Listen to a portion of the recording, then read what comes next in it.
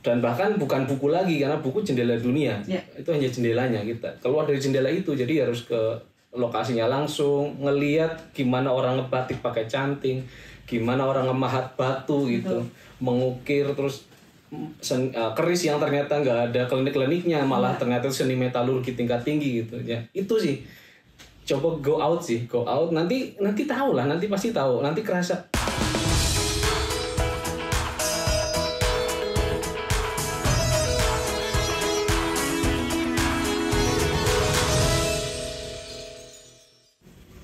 Hai para creatures, bertemu lagi dengan saya Shiva dari Bandung.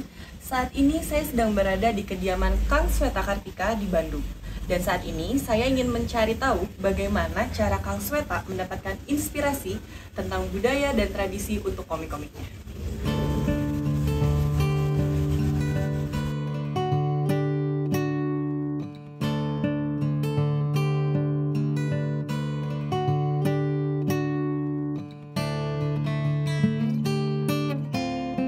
Mas Sweta, terima kasih banyak nih, saya sudah diizinkan bermain ke rumahnya Mas Sweta. Mas Sweta, saya pengen dengar cerita dari Mas Sweta dong, gimana sih, apa sih yang melatar belakangi Mas Sweta akhirnya membuat komik yang berbasis budaya Nusantara? Gimana sih ceritanya, Mas? Ya, sebetulnya itu berdasarkan kesenangan saya aja sih. Saya emang senang dulu pertama. Saya emang senang, saya mengagumi sama beberapa elemen budaya kayak artefak, setting, lokasi juga. Beberapa hal yang berkaitan dengan itu ya. Nah, dari situ saya pengen langsung ngebayangin gitu. Kalau seandainya saya bercerita dengan narasi yang memuat konten-konten tadi, kayak ada misalnya nih pendekar membawa keris berpetualang memburu naga. Wah, kayak keren nih kayak gitu. Nah, itu dari situ sih sebetulnya saya mulai terpancing buat ngangkat si beberapa materi culture itu gitu. Oh gitu, berarti dari mulai Mas Sweta berkarya nih sampai sekarang, kira-kira sudah berapa komik yang Mas Sweta lahirkan gitu? Kalau komik mungkin kalau dibukukan semua mungkin sekitar 35-an. 35? Iya. Wow, kalau banyak. Ya lumayan lah, tapi yang memang fokus mengangkat budaya secara eksplisit ya, terang-terang itu tidak semuanya gitu. Ada yang saya kan ada yang romance, ada yang horor juga. Tapi horor pun coba saya infiltrasi sama unsur kebudayaan juga sebetulnya. Saya sejarah dan budaya. Kalau udah dua hal itu saya pikir tidak terpisahkan, sehingga itu menjadi materi penting untuk komik yang ingin saya develop gitu sih. Kenapa sih Mas, boleh tahu nggak sih alasannya kenapa Mas Sweta pada akhirnya tuh mengangkat komik yang tentang budaya, terus kayak kalau aku lihat nih ya, kayak ada karakter-karakter wayang kayak gitu kan. Kenapa sih Mas alasannya gitu kalau boleh tahu? Kalau kita saya sih awalnya karena pengen kalau seandainya nih karya ini dilihat oleh dunia gitu ya, ini jadi ada identitas. Itu yang pertama. Karena kan ya itu punya kita, lahirnya dari kita gitu. Dan kita yang tahu.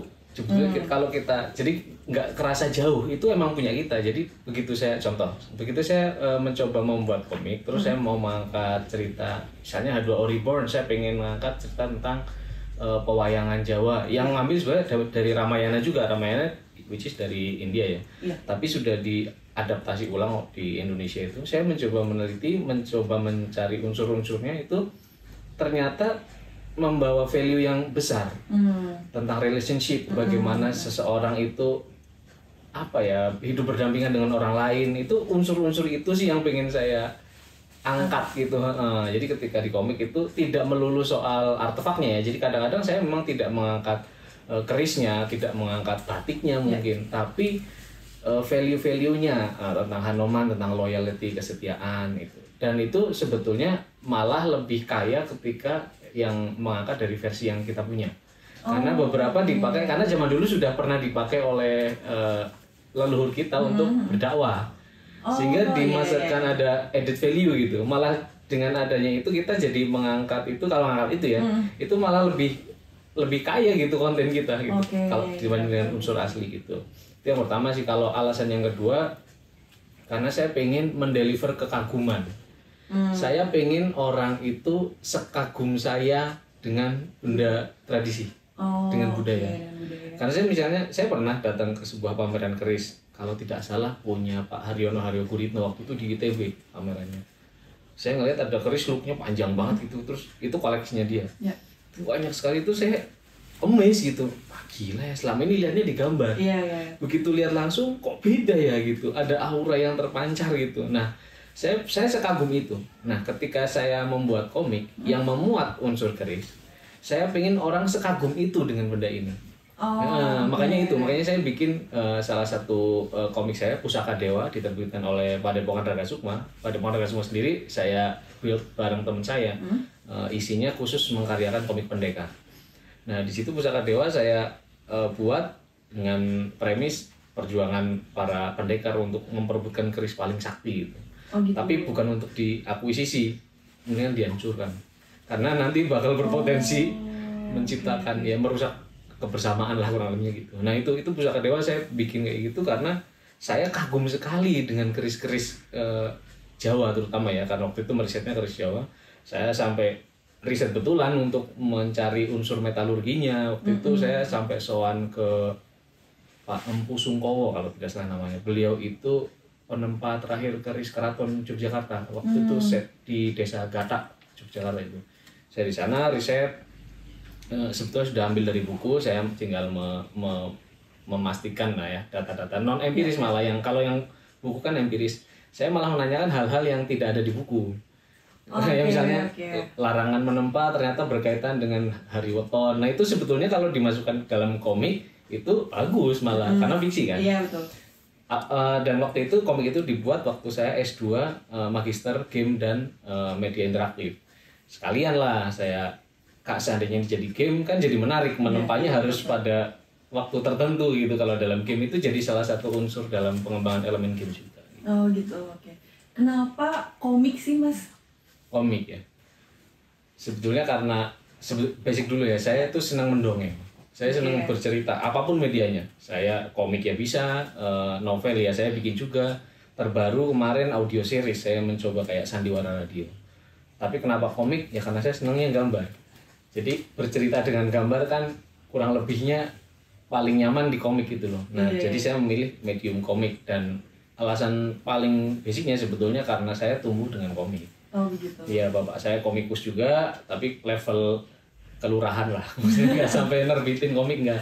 Beliau bikin cerita-cerita pendekar pendek, 40 halaman, 30 halaman, tapi tidak diterbitkan, dibikin aja karena hobi. Ibu saya penggemar komik, dan Pak D saya almarhum itu tukang jaga sewaan komik, jadinya nyambung lah semuanya. Iya, betul. Dari kecil udah dicekokin, sementara keluarga lain anak-anaknya nggak boleh baca komik. Di rumah saya malah harus baca komik. Gitu ya. Saya dibeliin Conan, dibeliin Tiger Wong dari Loak lah biasanya. Karena kan saya hidupnya di Kebumen. Kebumen itu kan kota yang sangat kecil yang distribusi komik pada era itu. Pada era saya kecil ya kurang banyak lah, nggak seperti Jakarta gitu. Iya. Jadi ada toko buku yang koleksi komiknya yang dijual adalah yang dia suka aja. Jadi si orang ini sukanya ini mungkin ya, atau nemunya mungkin. Jadi saya belinya ya yang dia punya aja di toko itu gitu. Gitu. Paling di sewaan lah, di sewaan tuh baru lebih variatif. Tapi untuk memiliki kayaknya terbatas banget pilihannya. Tapi ya banyak kan di Loak akhirnya. Loak kan lebih variasinya lebih banyak. Buku buangan sih. Tapi malah itu menambah khasana ilustrasi saya. Jadi nggak melulu manga, nggak melulu komik Cina, tapi juga komik Eropa. Jadi semua saya adaptasi ke gaya gambar yang hari ini saya pakai. Oh gitu. Kalau dulu nih waktu sering banget dari kecil baca komik, komik apa sih yang sebenarnya Mas Sweta suka? Saya paling suka komik aksi lah, udah. Jadi aksi. Asal ada gelutnya, mungkin karena cowok ya. Yang kedua petualangan, meskipun nggak ada aksinya, saya suka petualangan. Tapi yang nambah variasi bacaan itu karena adik saya perempuan. Jadi perempuan, jadi pokoknya ya serial cantik kan. Iya betul. Malah saya jadi suka juga sama komik-komik romance gitu, karena koleksinya kan. Dan hari ini salah satu komik romance yang saya bikin malah boleh dibilang paling bestseller di antara yang lain. Iya. Apa itu judulnya? Grey dan Jingga. Grey dan Jingga. Iya, itu ada seriesnya, jadi ada The Twilight, ada Days of the Violet, ada Purple Sunday. Purple Sunday udah sampai Malaysia juga. Wah, keren banget.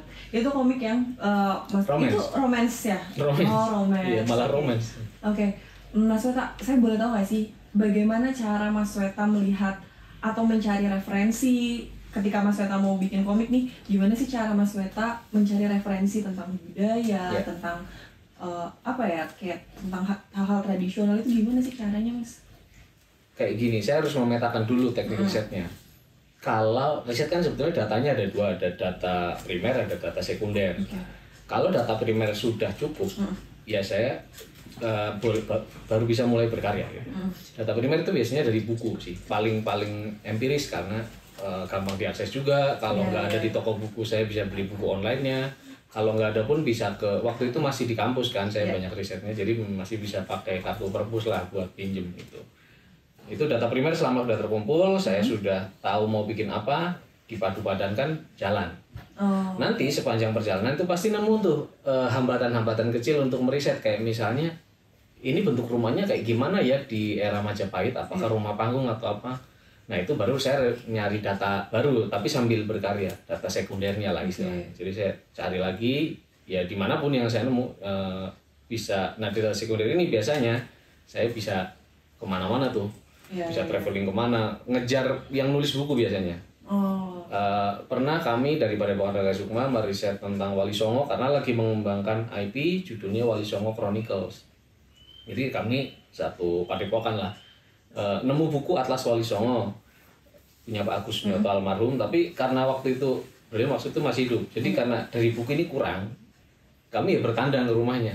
Sampai harus kayak gitu karena nah itu tadi banyak data-data yang mungkin kalau dimuat ke dalam buku mungkin kurang empiris atau kontroversial jadi saya harus ke sana untuk mengetahui reason penulisan ini, bagian ini, terus data apa yang belum terungkap karena mungkin nanti akan dimasukkan ke buku berikutnya. Nah saya harus colong start lah.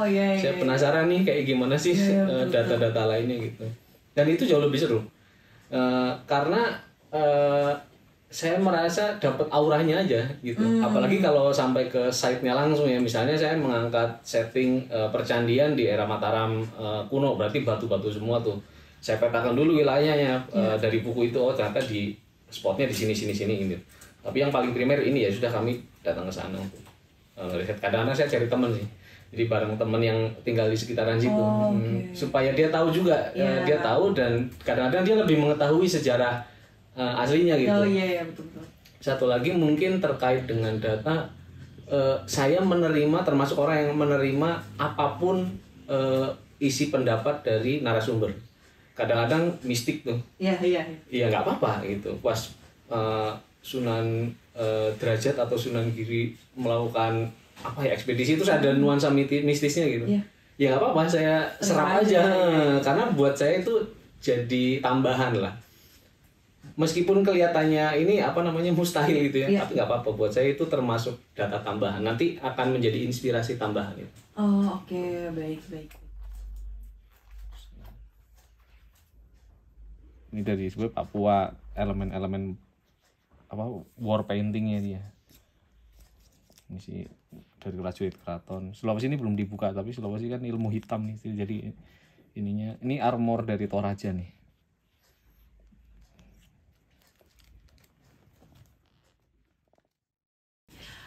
Terus Mas Weta, saya tuh ada beberapa komik yang saya tahu ya, salah satunya Nusa Five. Boleh nggak sih Mas Weta ceritain tentang Nusa Five? Oh ya boleh, dulu. Boleh. Nah, jadi Nusa Five ini dulunya Nusantara Ranger, diinisiasi oleh Shani Budi sama Tami, istrinya. Nah, dulu itu formatnya Super Sentai. Kita dulu pengen banget ada Power Ranger-nya Indonesia. Tapi karena belum pernah ada dan mungkin nggak akan ada production yang bikin gitu kan, terus kita bikin diinisiasi dalam komik Nusantara Ranger.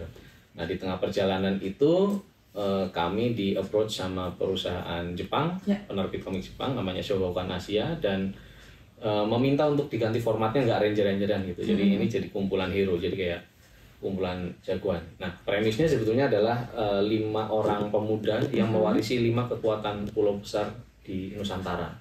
Dan mereka merepresentasikan hewan-hewan yang hampir punah di pulau tersebut. Gitu. Jadi kayak ini misalnya si Rangga Wiraprakoso, yaitu elang Jawa, dan warnanya merah itu karena Jawa merupakan cincin api. Jadi ini simbol lava, dan dia berapi-api, orangnya semangat gitu. Tapi pemimpinnya justru orang Borneo.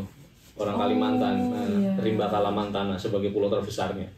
Jadi ini Rimba Kalamantana mewarisi kekuatan Borneo diwakilkan oleh satwa orang utan gitu. Dan yang lain ini ada Anoa dari Sulawesi, ada hiu gergaji dari Sentani, Danau Sentani Papua. Sama yang terakhir Kanaya ini dari Sumatera. Dia harimau dan ininya emas karena Sumatera kan dikenal dengan Suwarna Dwipa, pulau emas. Ya, jadi ini esensinya dari situ kita muatkan sampai ke desain karakternya, penamaannya, kekuatannya juga, wahananya itu kayak satwa peliharaannya lah.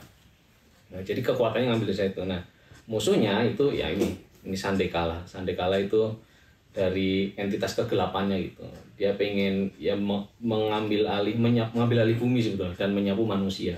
Karena dianggap eksistensial krisisnya itu justru manusia penyebabnya gitu. Nah, jadi pengen disapu habis. Nah, kita Nusantara Ranger ini Nusa Five ini menghalangi dari upaya pembumihangusan itu. Oh gitu, seru banget ya ceritanya.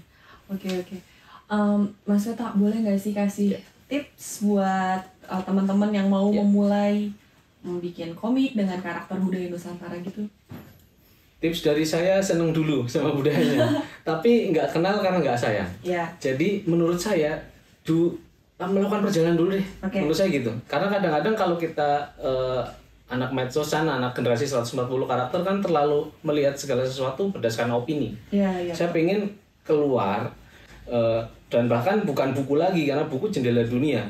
Itu hanya jendelanya kita. Keluar dari jendela itu, jadi harus ke lokasinya langsung, ngeliat gimana orang ngebatik pakai canting, gimana orang ngemahat batu gitu, mengukir, terus keris yang ternyata nggak ada klinik-kliniknya, malah ternyata seni metalurgi tingkat tinggi gitu ya. Itu sih, coba go out, nanti tahu lah, nanti pasti tahu, nanti kerasa kayak gini ya, terus tidak usah merasa kayak dunia mau berakhir, budaya kita dicuri semua. Hari ini kalau kita lihat ada lomba dalang cilik, itu pesertanya masih ratusan. Itu mah karena nggak dimuat aja, karena berita baik.